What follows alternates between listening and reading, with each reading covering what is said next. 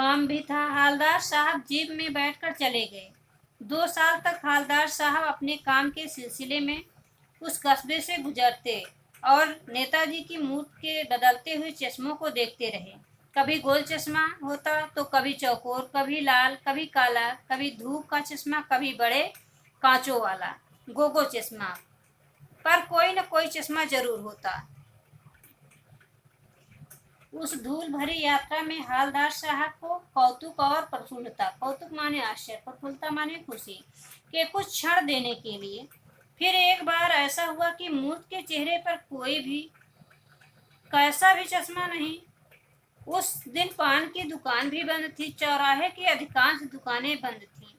अगली बार भी मूर्त की आंखों पर चश्मा नहीं था। हालदार साहब ने पान खाया और धीरे से पान वाले से पूछा, क्यों भाई, क्या बात है, आज तुम्हारे नेताजी की आंखों पर चश्मा नहीं है? पान वाला उदास हो गया।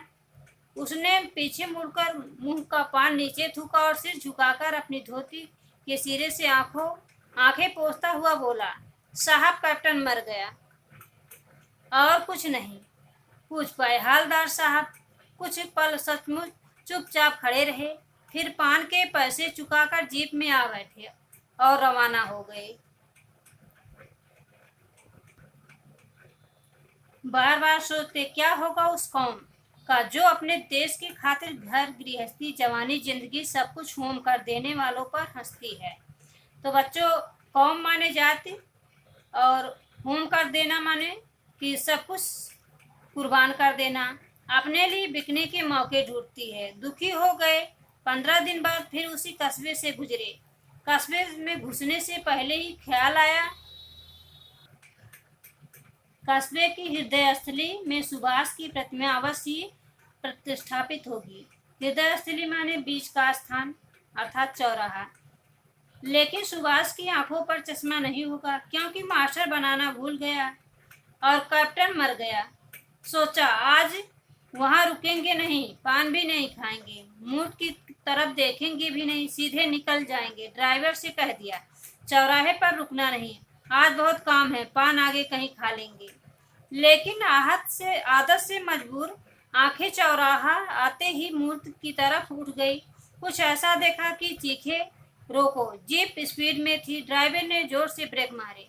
रास्ता चलते लोग देखने लगे। जीप रुकते ना रुकते हालदार साहब जीप से कूदकर तेज तेज कदमों से मूर्त की तरफ लपके और उसके ठीक सामने जाकर अटेंशन में खड़े हो गए। अटेंशन माने सावधान मुद्रा में।